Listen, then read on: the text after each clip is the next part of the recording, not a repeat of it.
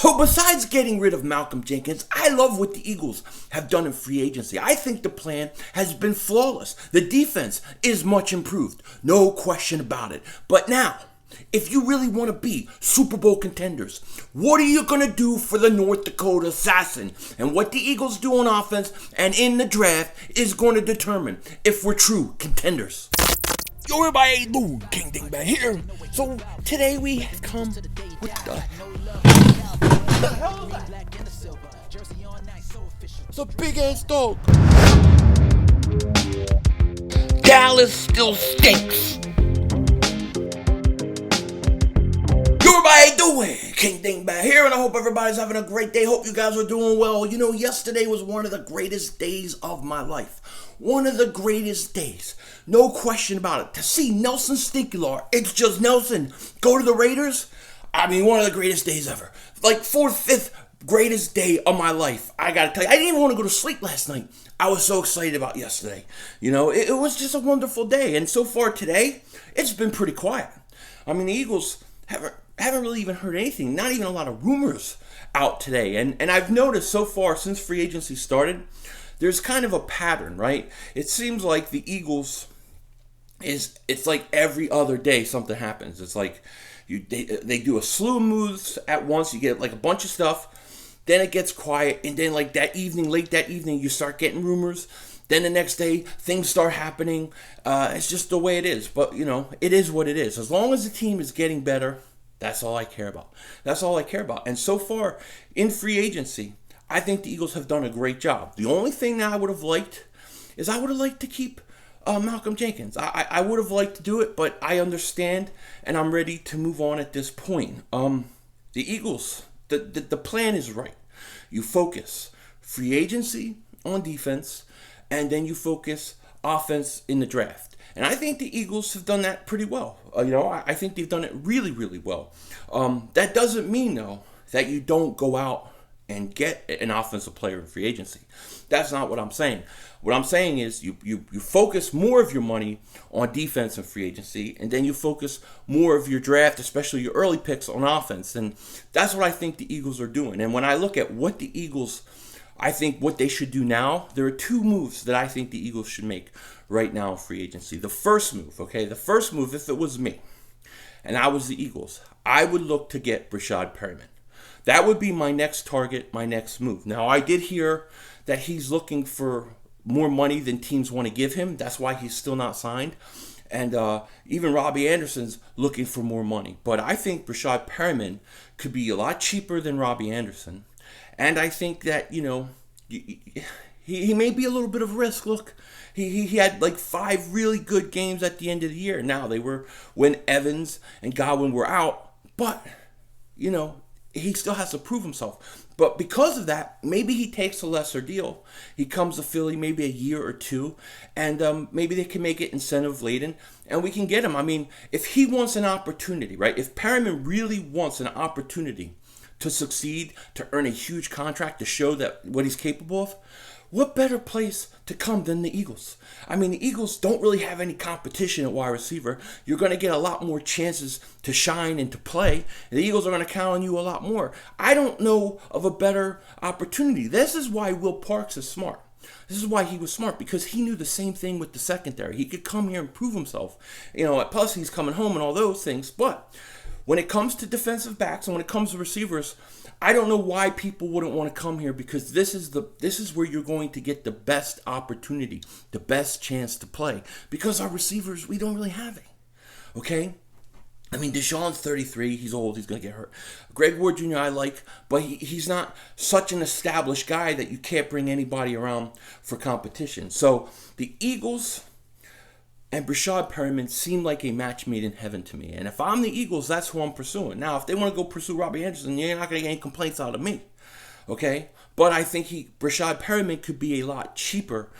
And it would also pave the way for the Eagles to go and make sure that they go get one of them top 3 receivers, which I believe in. You got to trade up for one of those guys. I'm going to keep saying it till the draft happens, and it happens.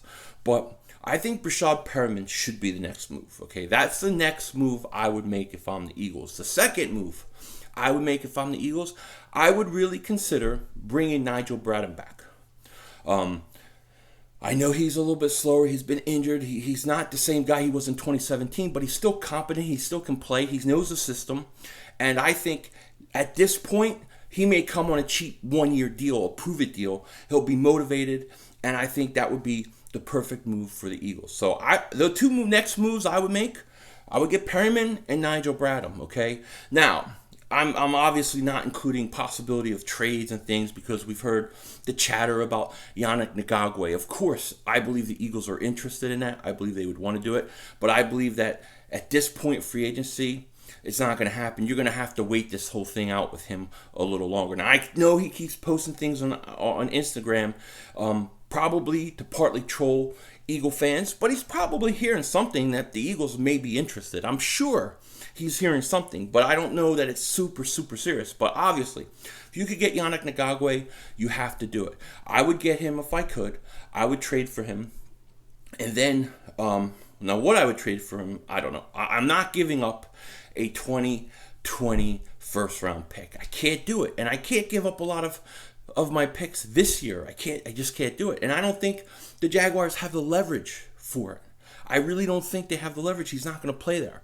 But if I could get Yannick Ngakoue and I could sign him to a big contract where I don't get killed in cap space this year, have him play. Maybe next year you have to part ways with guys like Brandon Graham and Malik Jackson, things like that. But of course I would do it. But you know, it's kind of hard to believe that they could afford to pay all these guys at this point in time. But I'm open to Yannick Ngakoue because I think he's a stud. I like him better than I like Clowney. Okay, so that would be the one trade that we got to watch because we've heard stuff about it. I really haven't heard any other trade possibilities about anybody else. I definitely think right now the next move, though, what you got to do, you got to sign Breshad Perriman. That's what I would do. Perriman and Bradham. I'd bring those two guys. I'd bring Bradham back, sign Perriman, try to work on a trade for Yannick Ngakoue. But the main plan, the plan that's going to basically tell you how this whole offseason goes, the big move is going to be getting the stud receivers in the draft. That's it. That's it. To me, right now, when I look at the Eagles, I think defense is much improved. They added a stud corner. They added depth at this in the secondary. They added a really, really good ascending defensive tackle in Hargrave. I think Will Parks is a ascending player himself, and I can't wait to see him and what he does. So I think the defense is improved. But you know, just having the defense improve isn't enough. You have to be able to score points in this league. You need offense. You need to be able to go vertical downfield. You need speed on the outside at receiver. And until the Eagles address that offense and help put weapons around the North Dakota Assassin, to me, it's not enough. So I think the Eagles right now, if I was guessing wins, I think they're between a 9 and 11 win team. They're somewhere about 9 to 11 wins, probably more like 10.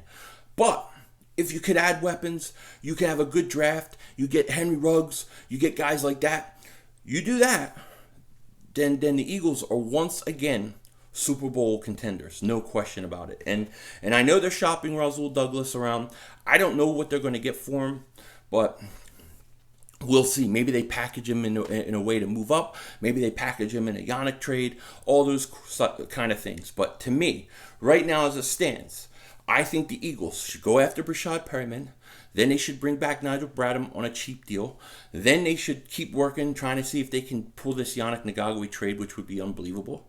And then focus the draft, wide receivers, especially one of the top 3 in the league. That's what I would do. That's where I think the Eagles are at right now. It's quiet, like I said today, and we'll figure it out. I'm going to be back.